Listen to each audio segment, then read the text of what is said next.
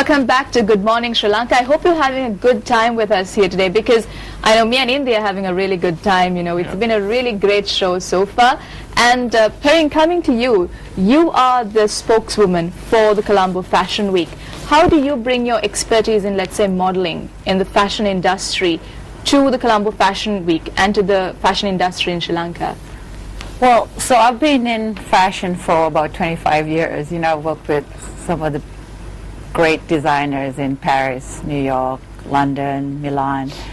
And so I kind of think I can help, you know, mentor their local models, their up-and-coming designers, because I've worked very closely with some of the great designers like Yves Saint Laurent, Gianfranco Ferré, Giorgio Armani, you know, on a daily basis, you know. So I kind of think, you know, that kind of rubs off after 25 years, you know.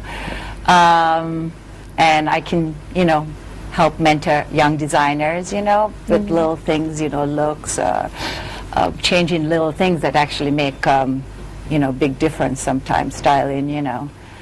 So just mentoring models and designers. So what do you think about the Sri Lankan modeling scene? Because I know there are many local models, but also some from Pakistan and abroad.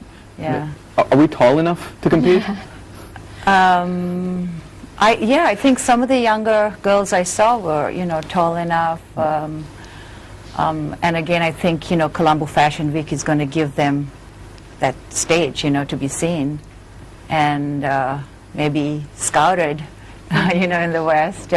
It's going to definitely open up, you know, the whole fashion scene in Sri Lanka. And Ajay, you were talking about, you know, how you want to make Sri Lanka the fashion hub of South Asia. And it's not just merely a fashion hub, but you want to make it an ethical fashion hub. Just talk to us more about that. Well, you know, it's we want Colombo to be a hub for spring-summer resort wear. That's period that we'll be doing it really fast. Another interesting opportunity is the ethical fashion. You know, it's amazing. There's a growing consciousness about ethical fashion in the world, right? But the biggest consumers are the Western markets, right? But unfortunately, they can't go beyond just cycling. They only do recycling and recycling. But Asia, Africa and Latin America, the three countries where, three continents where you actually have traditional arts and crafts which can actually be brought forward. With those crafts, arts and crafts then give, you know, empower communities through livelihoods and things like that. Now we sit in the middle of that. We do it on a daily basis here without even thinking, right? So we want to just somehow in a way formalize it, right? And while formalizing it, give it some kind of a channel, you know, and a platform. Right? See, in India, for example, right, or Pakistan, places like that, their designers do ethical work, but they never get recognized. So if we create a platform, which we are going to do it in July, right, it again becomes the hub for that. And, you know, it's the right time for Asia to do it, right? And we can take the lead in Asia so easily because, you know, like our apparel industry has this whole, you know, the motto, garments without guilt. Yeah. Right? That's there. And I was involved in that, you know, for years. And that is actually, you know, not having... Also having, you know, child laborers not involved in our garment industry, which is a huge thing. If you take like other countries, I mean like India or even China, certain areas in China, you have a lot of children working in these bulk garment manufacturing companies, and they manufacture for world-class brands. So as you were saying, garments without guilt is actually a great way to put a, you know, a cap on these unethical forms of fashion. And you know, then that way you start promoting ethical fashion because, you know, young kids understand that, you know, and then, you know, it starts going down to the fabric of the society as we start talking about it. And do you think it makes for better clothes and better design? You know, it's very funny, right? Of late, you can't sell clothes on ethical alone. It has to be luxury. So we aiming for ethical luxury.